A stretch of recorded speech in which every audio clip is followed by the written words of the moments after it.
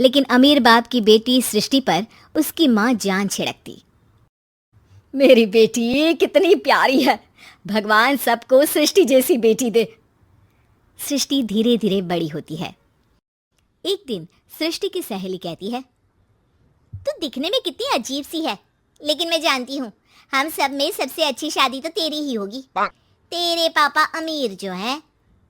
और बता नहीं सकते यार, दहेज तो हर कोई देता है, ये क्या ज्यादा ले जाएगी अपने पति के लिए? अरे बड़े शहर में कोठी है इसके पापा की। अरे पापा की है ना, कौन सी इसकी है?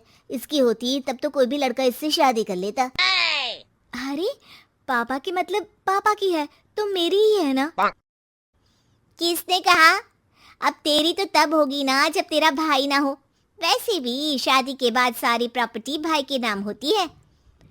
सृष्टि समझ जाती है कि उसे किसी भी हालत में माँ बाप की सारी प्रॉपर्टी को अपने नाम करना है, लेकिन कैसे? एक दिन सृष्टि का भाई शीनू कहता है, बहन क्या कर रही है? तुझसे एक बात करनी है। अरे हाँ हाँ करना, मैं तो तेरी बहन हूँ। बहन मेरी लाइफ में ना एक लड़की है, बहुत अच्छी है। मैं सोच रहा हूँ माँ और पापा से बात करूँ शादी के लिए। सृष्टि को समझ में आ जाता है कि भाई की शादी होते ही भाभी उसे एक दिन भी घर में बर्दाश्त नहीं करेगी। क्या बात है भाई, बताना कौन है वो? यार वो बहुत अच्छी लड़की है, पढ़ी लिखी है, मेरे साथ जॉब भी करती है। बस एक प्रॉब्लम है। हाँ प्रॉब्लम? क्या प्रॉब्लम है भाई? यार वो शादीशुदा है, लेकिन उसके पति ने उसे सिर्फ इसलिए छोड़ दिया क्योंकि उसके माँ बाप दहेज नहीं दे पाए। सृष्टि ये सुनकर न जाने क्यों खुश हो जाती है। अरे भाई तो क्या हुआ, लड़की तुझे तो पसंद है ना? शीनू को लगता है कि बहन उसे समझ रही है। वो इस बात से अनजान होता है कि उसकी बहन की मंशा पूरा घर हड़पने की है। सृष्टि अपनी माँ से कहती है, मम्मी मुझे तो बहुत चिंता है, पता है शीनू क्या कर रहा है? अरे क्या कर रहा है, वो तो काम पर जाता है और वापस घर आता है। नहीं ना माँ, वो यही तो नहीं कर रहा, बाकी सब कर रहा है। आपको पता है उससे प्यार है, और वो भी एक शादीशुदा लड़की से। हैं? ये क्या हो गया, मैं सोसाइटी में क्या मुंह दिखाऊंगी? अरे तेरे पापा तो यही कहेंगे कि मैंने ही उसे बिगाड़ दिया है। माँ देखो मेरी बात मानो, पापा पर भी विश्वास करने की जरूरत नहीं है। अब आप ही बताओ, पापा इतनी देर घर के बाहर रहते हैं क्यों, बोलो? अरे बेटा वो तो नौकरी करते हैं ना। तू बहुत भोली है माँ, पापा का ऑफिस तो 7 बजे खत्म हो जाता है, लेकिन देखो कितनी देर से आते हैं। अरे नहीं नहीं बेटा, ऐसी कोई बात नहीं है। सृष्टि माँ को एक औरत से बात करते पिता की फोटो दिखाती है। देखो माँ कैसे हैं पापा, मैं ना कहती थी कि पापा सही नहीं है। मैं तेरे पापा से बात करूंगी, दे फोटो मुझे। ओ माँ वो तो डिलीट हो गई। लेकिन चल तूने तो देख लिया ना, पापा से बाद में बात कर लेना, और हाँ मेरा नाम बिल्कुल मत लेना। हाँ माँ।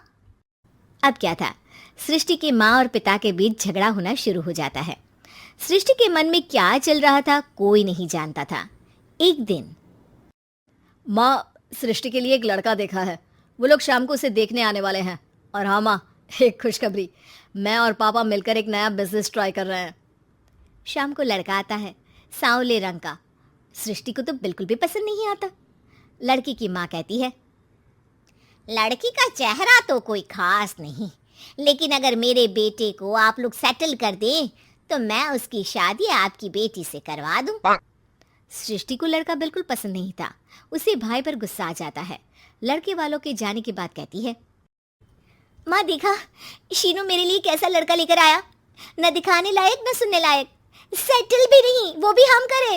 अरे माँ मैं जानती हूँ ये मेरी शादी किसी भी घर में क्यों करवाना चाहता है। अरे कैसी बात कर रही है बहन, तूने तो देखा ना, लड़के को मैंने ही मना कर दिया तुझसे शादी के लिए। जिसने लड़का बताया था उसने उसकी बहुत तारीफ की थी।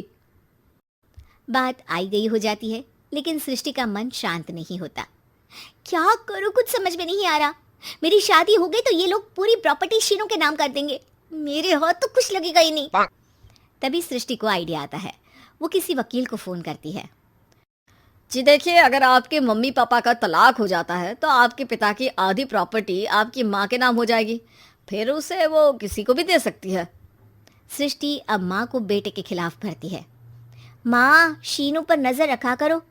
वो जिस लड़की के प्यार में है ना, वो शादीशुदा है। यहाँ आएगी, सारा पैसा, रुपया, जमीन, जायदाद सब हड़प लेगी। पापा का भी हाल तुमसे छुपा नहीं है। ऐसा ना हो कि मैं और आप एक दिन सड़क पर भीख मांगे। हे भगवान, मैं तो जीते जी मर जाऊंगी अगर ऐसा हो गया तो। ऐसा हो गया नहीं माँ, ऐसा ही होगा। अभी समय है, आगे का सोच लो। मैं तो कहती हूँ पापा से आधी प्रॉपर्टी लेकर अलग हो जाओ।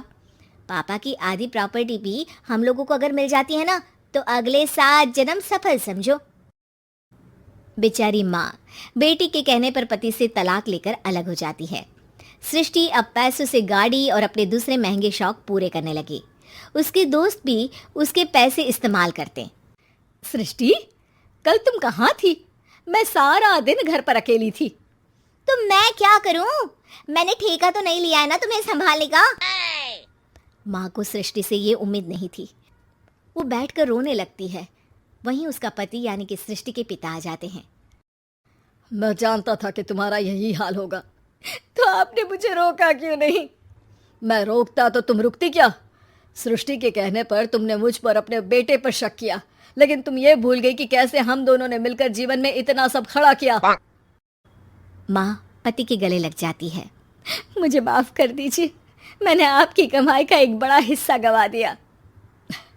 कोई बात नहीं, तुम साथ हो तो मैं ऐसी 7 प्रॉपर्टी खड़ी कर दूंगा। तभी वहां सृष्टि आ जाती है रोते हुए। माँ, मयंक ने मुझे छोड़ दिया। वो बोल रहा था जब तक मेरे पास पैसे थे तब तक ही वो मेरे साथ था। पापा, माँ, मुझे माफ कर दीजिए।